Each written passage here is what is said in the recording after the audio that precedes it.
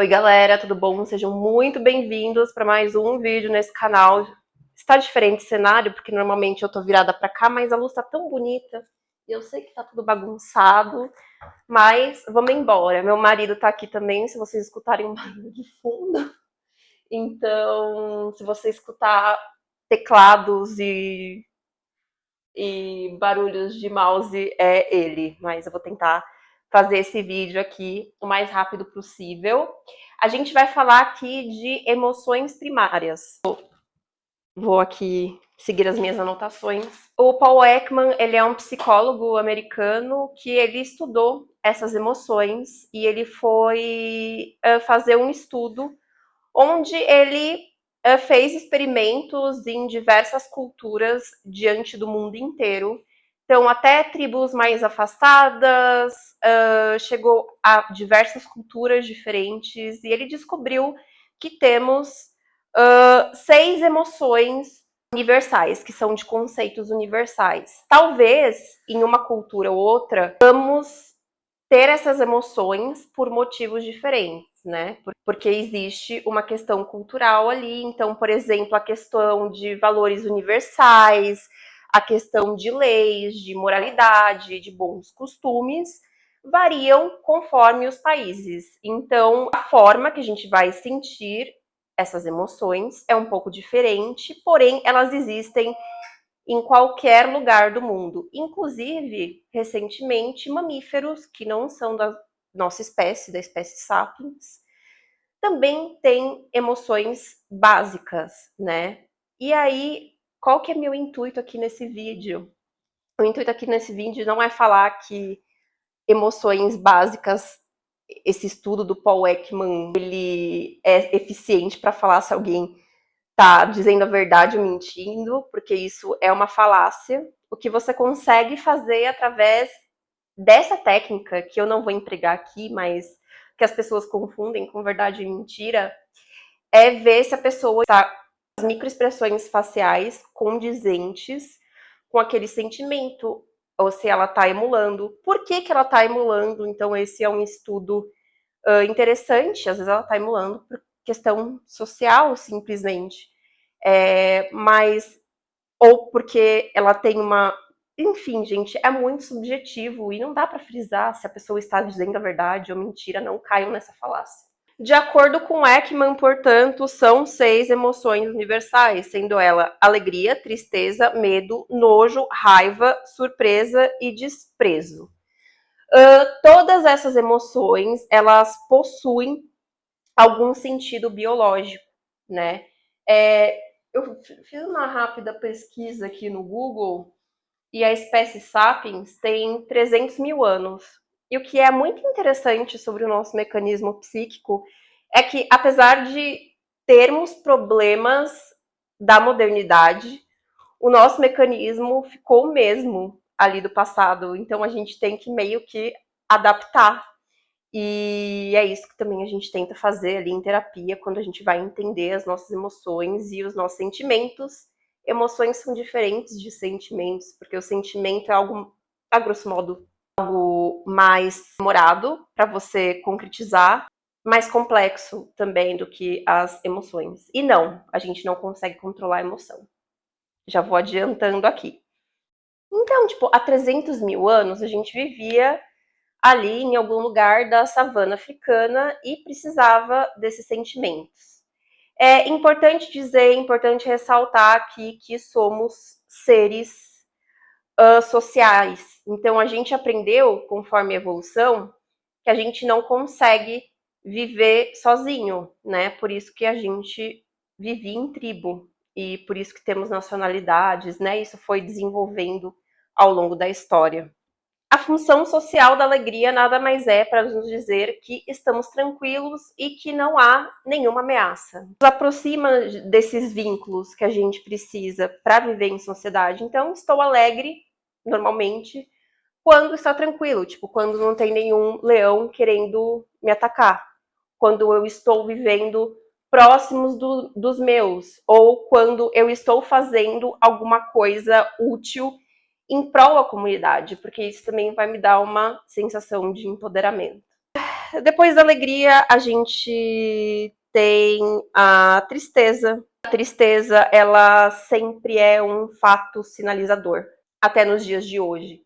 É real, né? A felicidade, ela é uma variação da alegria, mas a gente precisa gravar só um vídeo sobre felicidade, porque o conceito dela tá bem deturpado. E o que é felicidade para mim não necessariamente é felicidade para você, enfim, não somos felizes o tempo todo. Porém, a tristeza sempre está ali para nos dizer que alguma coisa não vai bem. Então, assim, a tristeza vem para sinalizar algo que não vai bem. A tristeza, ela manda um sinal que alguma coisa não está bem, que precisamos trabalhar alguma coisa dentro de nós. Tanto que é muito comum, principalmente, a gente consegue ver isso muito claramente em pacientes bipolares, que quando eles têm um pico de euforia muito grande, a tristeza vem, a depressão vem, mas no intuito, tipo, de bater na porta, assim, e falar, cara, euforia demais, vai aumentar o seu fluxo sanguíneo, seu coração vai bater mais rápido, você não vai dormir direito. Então, assim, vem a tristeza para te derrubar no sentido assim, pô, descansa, vamos pensar em alguma coisa que está acontecendo e que você não está fazendo certo, que você não está agindo de acordo com seus valores, com seus princípios, ou alguma coisa passageira que esteja acontecendo, né? Ai, sei lá, tipo, perdi o emprego e eu estou triste. Que bom que você tá triste, né? Não ser que fosse um emprego super tóxico, nananana, mas vamos supor que você tá na pindaíba sem dinheiro. Não tem como manter a positividade, mas aí você sabe que é uma situação passageira e você sabe o motivo pelo qual você está sentindo aquela tristeza, entendeu?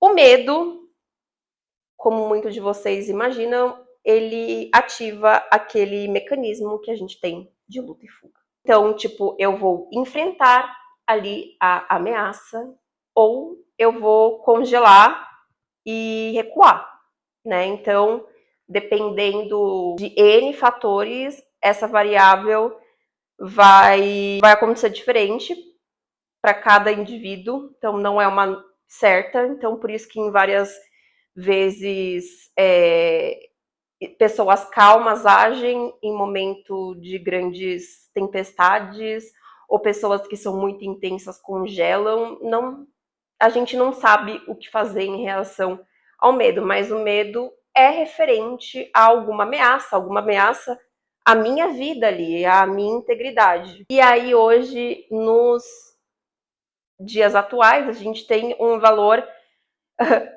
uma variável do medo ainda mais intensa, que é a ansiedade, né? Então, a pessoa com muito medo e medo do futuro, né? A ansiedade nada mais é do que um medo do futuro, e é uma variação desse sentimento de medo. Porque a gente tinha muitos predadores há 300 mil anos atrás, e hoje os problemas são outros, só que, como eu disse no começo do vídeo, o mecanismo continua o mesmo. Fica uma reflexão aqui, como que a gente adapta essa questão de ansiedade pro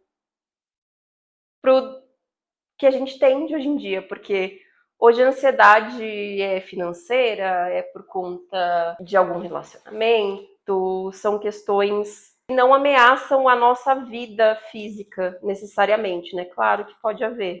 O nojo, ele é bem interessante, tanto que teve um professor da pós meu que ele estava comentando que a gente sente, por exemplo, conforme a nossa espécie evoluindo e conforme a nossa necessidade, a gente acha alguns cheiros mais agradáveis que os outros. Então, por exemplo, na teoria dele, que ele estava dando esse exemplo, uma mosca, por exemplo, vai achar um cheiro de lixo ou um cheiro de fezes como se fosse um perfume francês, entendeu? Então, se você precisa daquilo para sobreviver, ou se aquilo não vai ser nenhuma ameaça para você, você vai levar uma forma positiva. E por que a gente tem nojo de comida estragada, de cadáver? Porque eles trazem doenças pra gente. O nojo nada mais diz entre aspas, fique longe daquilo que está contaminado.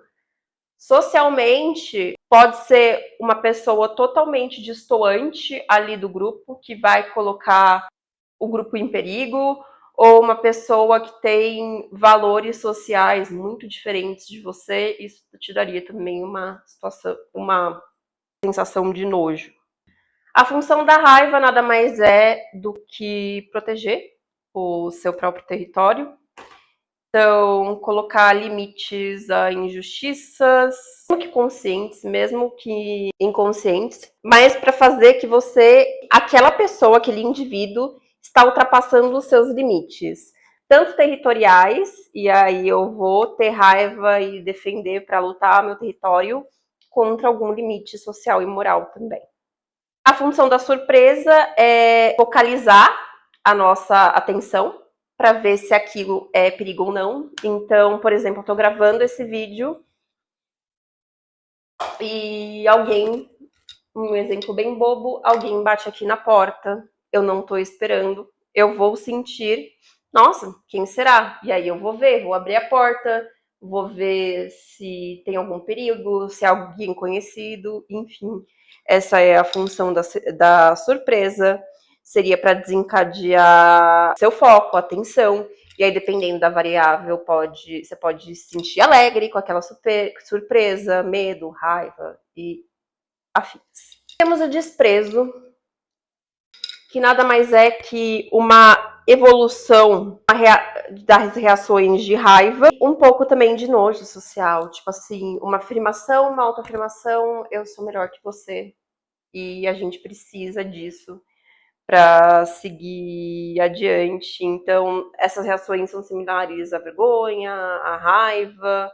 Então, eu estou desprezando algo tanto por ameaça, às vezes, e porque eu preciso agir com superioridade às ameaças, ou simplesmente porque você acha que é uma pessoa melhor mesmo. O que eu queria dizer aqui, e trazer com esse vídeo, é que não tem como controlar a emoção, e a saúde emocional não é sobre isso, mas é sobre entender a razão daquelas emoções e entender o porquê que elas pularam na frente naquele momento.